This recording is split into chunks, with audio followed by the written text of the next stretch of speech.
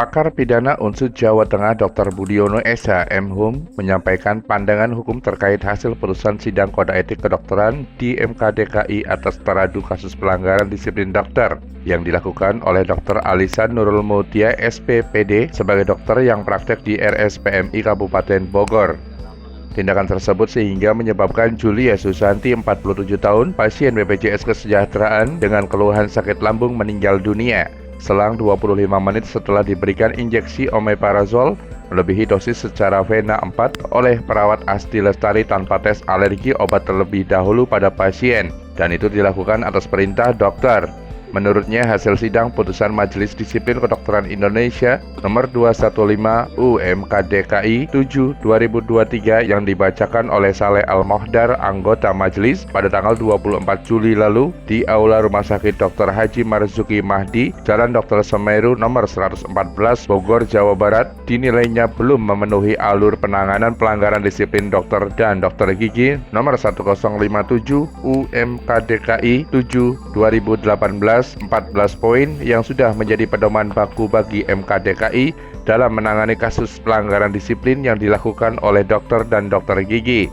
Budiono memaparkan, dari 14 poin pedoman bagi MK DKI dalam menyelesaikan suatu kasus aduan, salah satu poinnya, poin 9, yaitu pemeriksaan ahli, di mana pemeriksaan ahli farmasi Universitas Indonesia dari pihak pengadu yaitu Profesor Dr. Aryanuar MSI tidak dihadirkan atau diperiksa, yang memberikan keterangan dampak obat yang diberikan Dr. Alisa Nurul Mutia tidak dihadirkan atau diperiksa sehingga pembacaan MK DKI tidak objektif, cacat prosedur dan tidak berdasarkan asas keadilan yang berdasarkan kepada ketuhanan yang Maha Esa. Lebih lanjut, Ketua MK DKI Dr. Prasetyo Edi menuturkan haruslah objektif sebelum membacakan putusan sidang kasus meninggalnya Julia di kamar melati RSPMI Bogor pada 20 April 2019 silam, yaitu dengan menghadirkan dan memeriksa saksi ahli farmasi dari Universitas Indonesia. Kemudian jika saksi ahli farmasi Universitas Indonesia tidak diperiksa, maka harus ada penjelasan di dalam berita acara sidang. Ia pun menegaskan apa fungsi MK DKI menampung pengaduan pelanggaran dokter jika tiba-tiba ada pembacaan hasil putusan.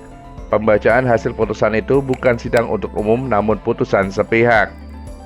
Hal senada juga disampaikan oleh Ketua Lembaga Akreditasi Fasilitas Kesehatan Indonesia Dr. Frederick saat dikonfirmasi bahwa pemberian obat antibiotik kepada almarhumah Julia Susanti seharusnya tetap melalui tes alergi obat terlebih dahulu, karena pemberiannya melalui vena. Jika tidak dilakukan, jelas ada pelanggaran standar operasional prosedur penanganan pasien yang dilakukan oleh dokter.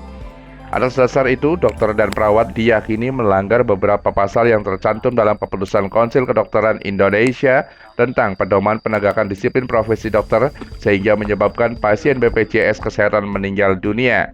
Ia pun berharap permasalahan cacat prosedur sidang MK DKI ini mendapatkan perhatian oleh Presiden, Menteri Hukum dan HAM, Menteri Kesehatan, agar sidang tersebut diulang kembali dengan menghadirkan para saksi ahli, terlebih diharapkan lagi saksi yang kompeten dan bukan dari pihak MK DKI.